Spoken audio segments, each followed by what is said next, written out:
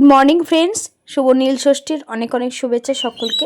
আজ আমাদের এখানে কিন্তু খুব সুন্দরভাবে বড় করে পুজো হবে এবং অনেক রকম ভক্তদের তোমাদের মানে পেটের মধ্যে বান ফোড়ানো হয়, সেগুলো সব কিছুটা দেখাবো তোমাদেরকে।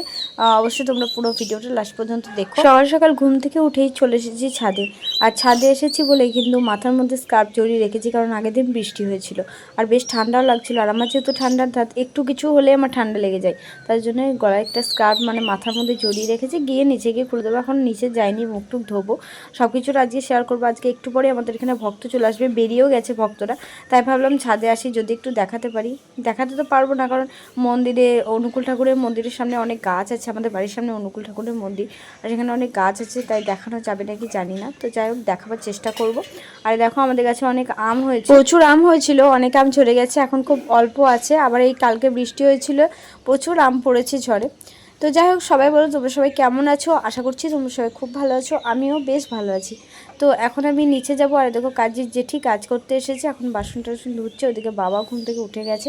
ভিডিওটা পুরোটা দেখো, সব কিছুটা কিন্তু আজকের পুজোর সব ভিডিও শেয়ার করব। মানে আমাদের এখানে হোম কিভাবে হয়, ভক্তরা কি করে বাড়ি এসে, সব কিছুটা তোমাদেরকে দেখাবো। তোমাদের আশা করি ভিডিওটা ভালো লাগবে, কারণ অনেক একটা ইন্টারেস্টিং ভিডিও। কারণ দেখো, সব জায়গায় এক এক জায়গায় এক এক রকম নিয়ম হয়, আমাদের এখানে এরকম নিয়ম। তো সব কিছুটা তোমাদেরও দেখতে ভালো লাগবে, আমারও দেখাতে তোমাদেরকে ভালো লাগবে, তাই কিন্তু তোমাদের সাথে শেয়ার করব সমস্ত ভিডিওটা।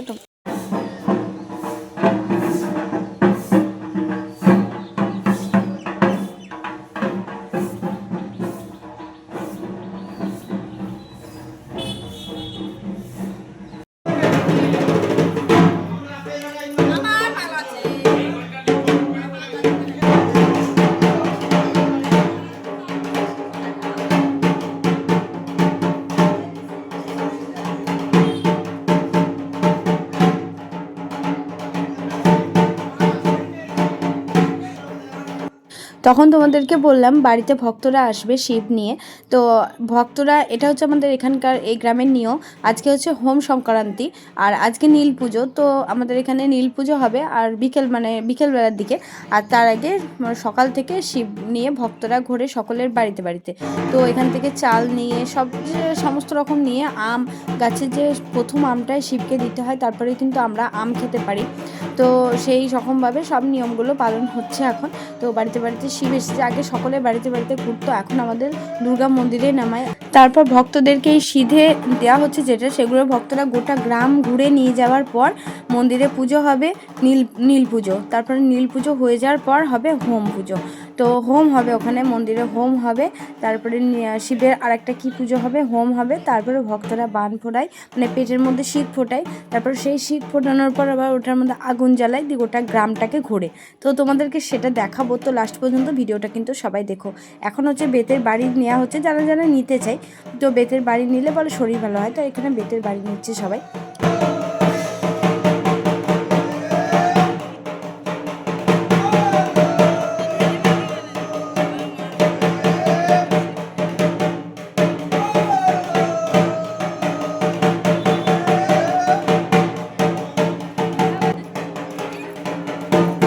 তো এই ভক্তরা চলে যাওয়ার পর আবার একটা ভক্ত আসবে আর একটা জায়গা থেকে, মানে দুই জায়গা থেকে ভক্তরা আমাদের বাড়িতে আসে সিঁধে নিতে। আমাদের বাড়ির ঠাকুর যে ফার্স্ট যেটা থেকে এসেছিলো, সেখানে কিন্তু আমাদের বাড়ির ঠাকুর গেছে, আমাদের বাড়ি থেকে দক্ষিণাকালী নিয়ে যাওয়া হয়, তারপরে কিন্তু এই পুজোটা শুরু হয়।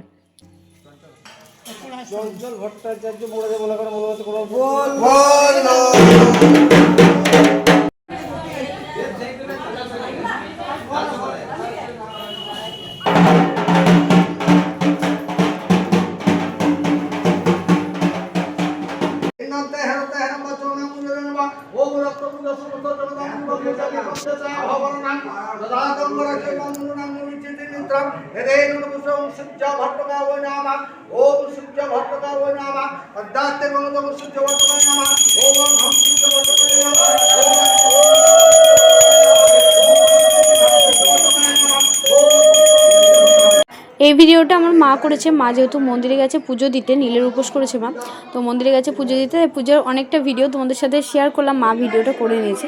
এখন হচ্ছে নীলের পুজো, এই যে দেখো কত বান এখানে রাখা আছে, বানের পুজো হবে সব।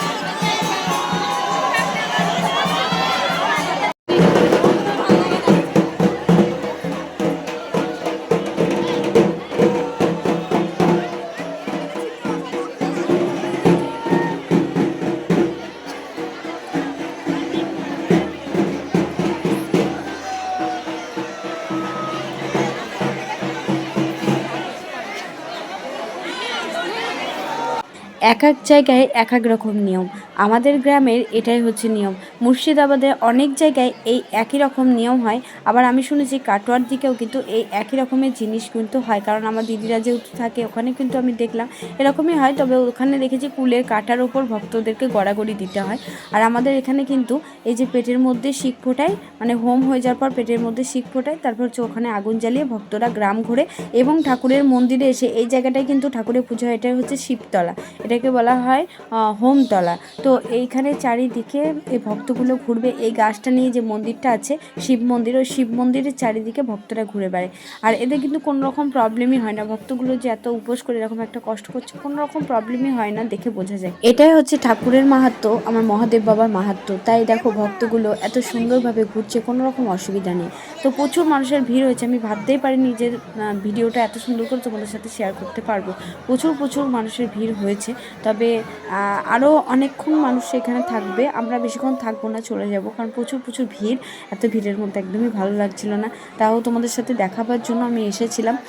তো যাই হোক, তোমাদেরকে যতক্ষণ পারবো দেখাবার চেষ্টা করব। তোমরা লাস্ট পর্যন্ত ভিডিওটা দেখো এবং তোমাদের ওখানকার কেমন নিয়ম হয় সেটা আমাকে জানিও। আমি জানি আশেপাশের জায়গায় চড়ক পুজো হয়, কিন্তু আমাদের এখানে চড়ক পুজো হয় না। আমাদের এখানে এটাই নিয়ম। এটা হয়ে যাওয়ার পর তারপরের দিন হচ্ছে চৈত্র সংক্রান্তি, সেদিন ঠাকুরের পুজো হয়, ছাতু খেতে হয়, ছাতু দিয়ে পুজো হয়। তো তারপরে তো পয়লা বৈশাখ, সব কিছু ভিডিও তোমাদের পরপর আসবে, তোমরা দেখো। এখন এই ভিডিওটা দেখো এবং আমাকে কমেন্ট করে জানিও তোমাদের কেমন লাগছে।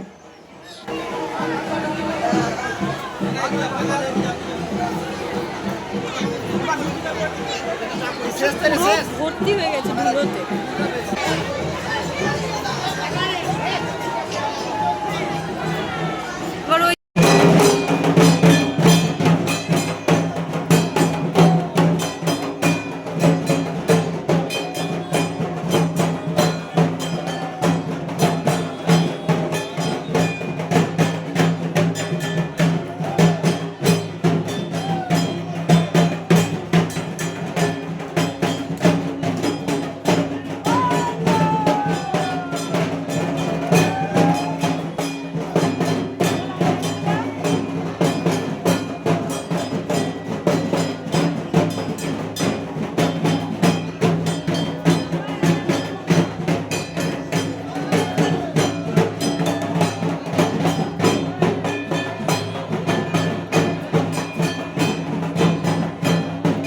ভিডিওটা তোমাদের কেমন লাগলো কমেন্ট করে জানিও। ভালো লাগলে লাইক করো, চ্যানেল যদি নতুন হয়ে থাকো প্লিজ সাবস্ক্রাইব করে আমার পাশে থাকো। আমি কিন্তু ঠাকুরের ভিডিও শেয়ার করেই থাকি। আর আজকে আমি কিন্তু আমাদের গ্রামের একটা উৎসব তোমাদের সাথে তুলে ধরলাম। আশা করছি তোমাদের ভালো লাগবে। তো আজকের মতো ভিডিওটা এখানে এড করছি। হর হর মহাদেব।